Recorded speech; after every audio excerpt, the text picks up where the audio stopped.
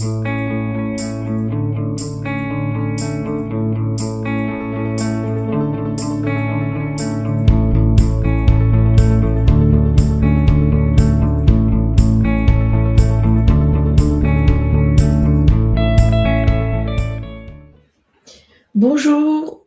bonjour et bienvenue dans cette nouvelle vidéo.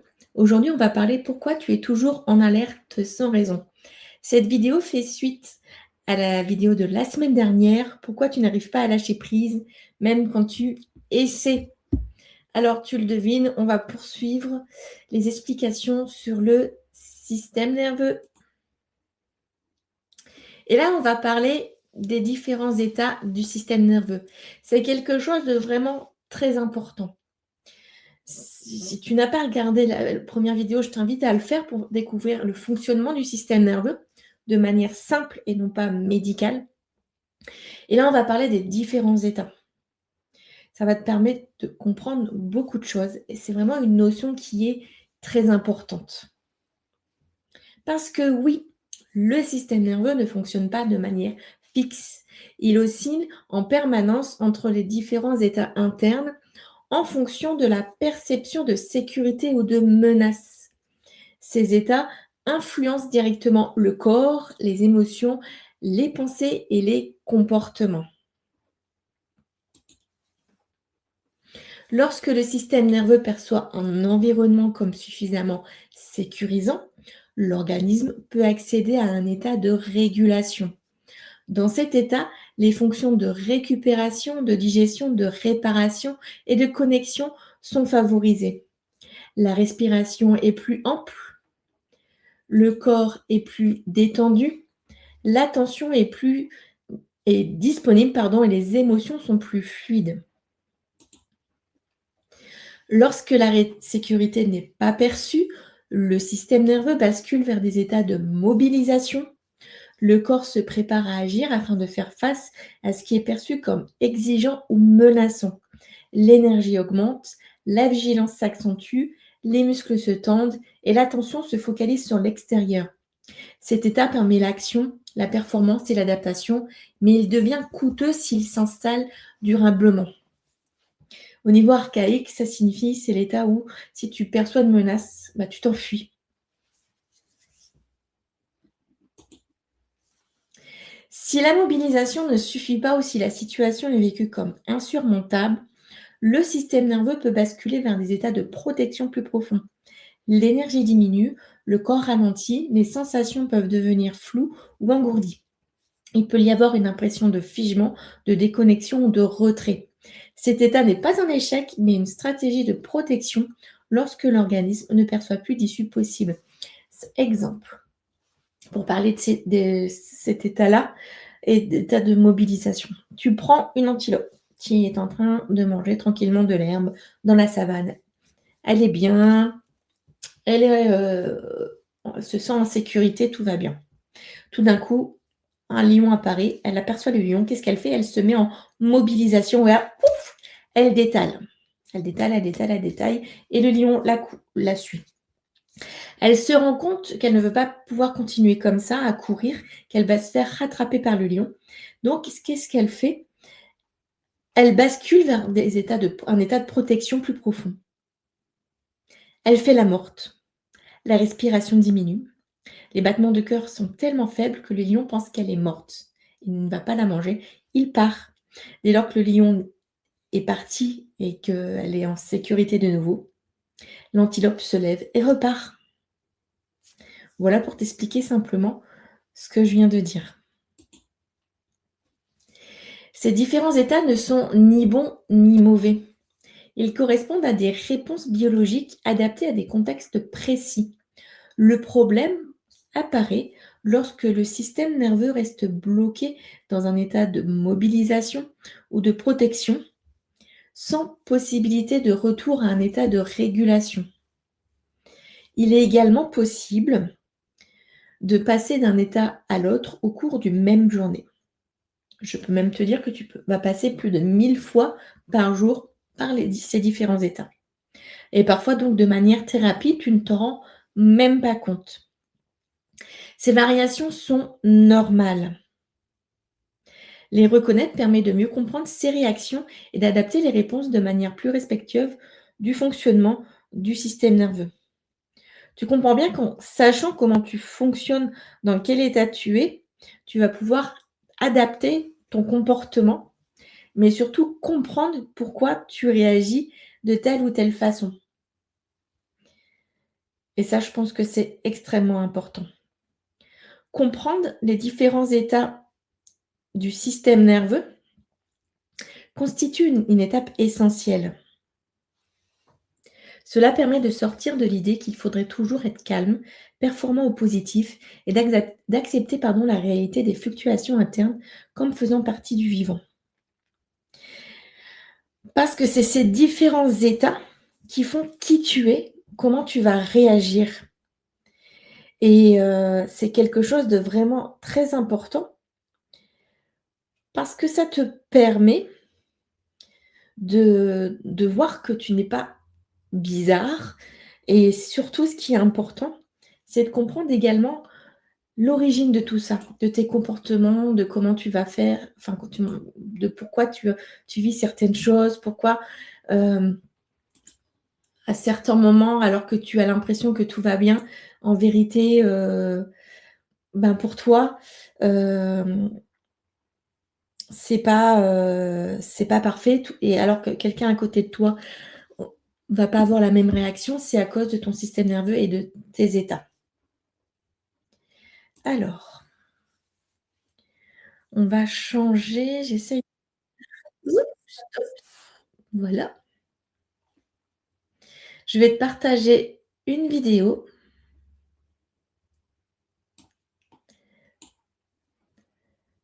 et on va passer à la suite.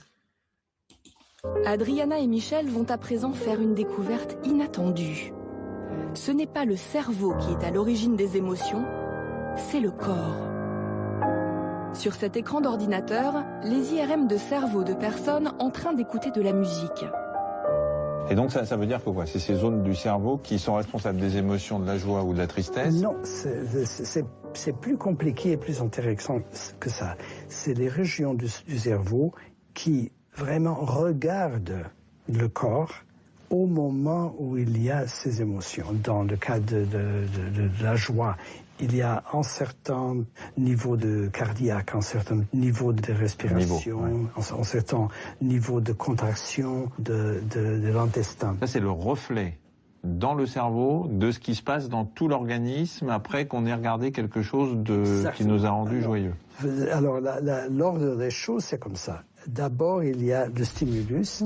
Dans le cas de nous étions, c'était la composition, la musique, et la forme dont elle était jouée. Et après, il y a cette réponse émotionnelle avec toute cette marche d'action sur le corps.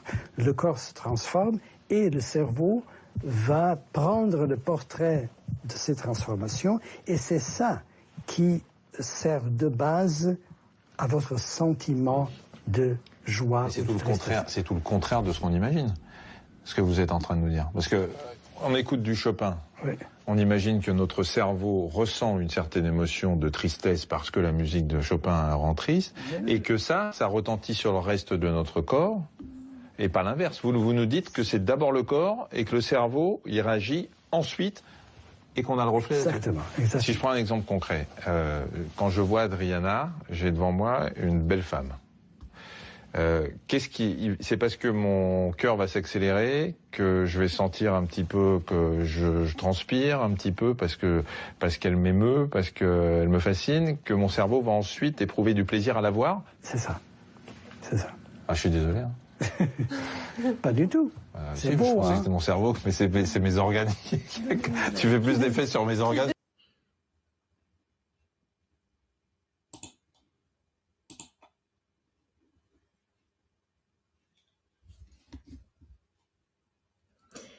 Alors, voilà, l'image ne voulait pas apparaître. La vidéo que je viens te présenter, c'est une vidéo ici d'une émission sur France 2 ou France 5, sur France Télévisions en tout cas, pour te permettre d'expliquer que tout vient du corps. Ce n'est pas ça ne vient pas de ta tête, tout vient du corps. Et donc, c'est là où on arrive à la neuroception. Alors, tu vas penser peut-être que c'est un terme barbare, mais c'est vraiment très simple à comprendre et ça va te permettre justement de découvrir pourquoi certaines réactions et pourquoi tu te mets dans ton système nerveux se met dans certains états. Donc, qu'est-ce que c'est que la neuroception? La neuroception est le mécanisme subconscient par lequel le système nerveux évalue en permanence le niveau de sécurité ou de menace, sans passer par le mental. Cette évaluation se fait de manière automatique, inconsciente et instantanée. Le système nerveux analyse continuellement des signaux internes et externes, les sensations corporelles, le ton de voix, les expressions faciales, les mouvements, l'environnement, les souvenirs implicites.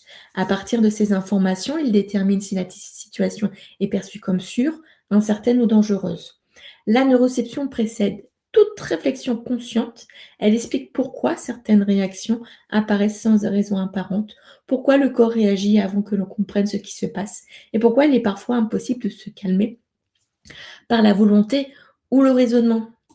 C'est ce que je t'expliquais avant. Pourquoi face à une situation particulière, une personne ne va pas réagir de la même façon qu'une autre. C'est en rapport avec sa propre neuroception, son vécu, ses souvenirs. Comme le système nerveux va ancrer en lui ce que tu as vécu, tous les événements traumatiques, qu'ils soient importants ou pas, tu vas avoir des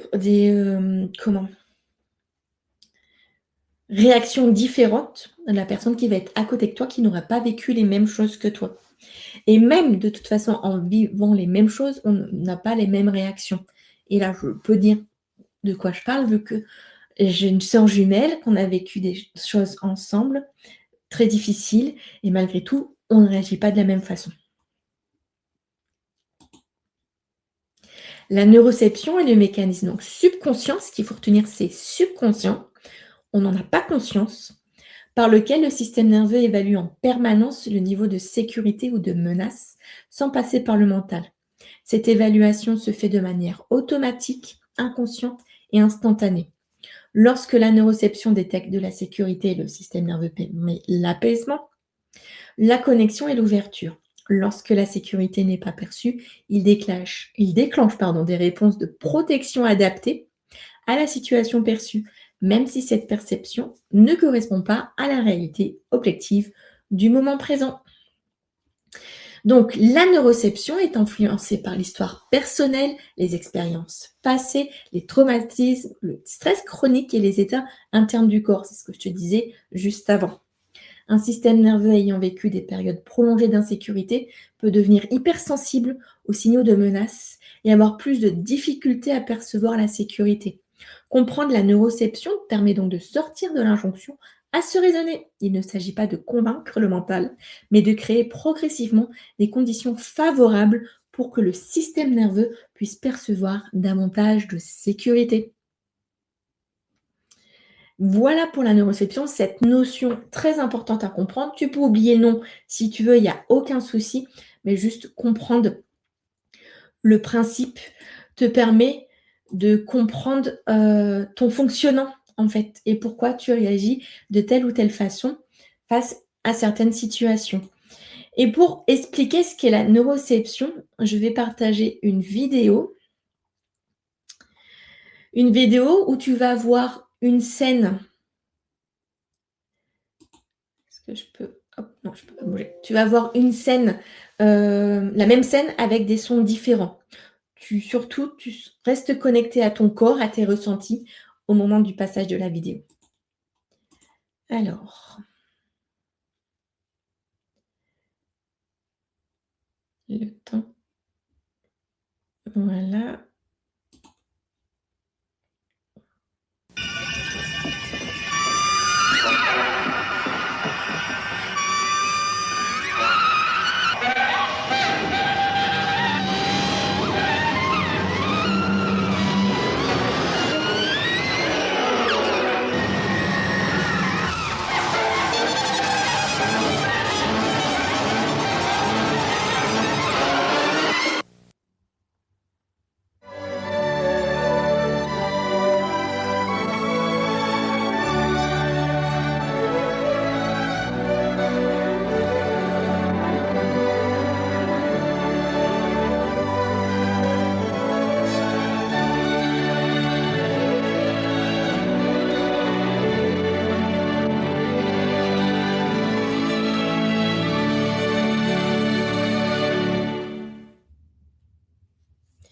Tu vois le monde en fonction de comment tu le ressens, comment tu le vis.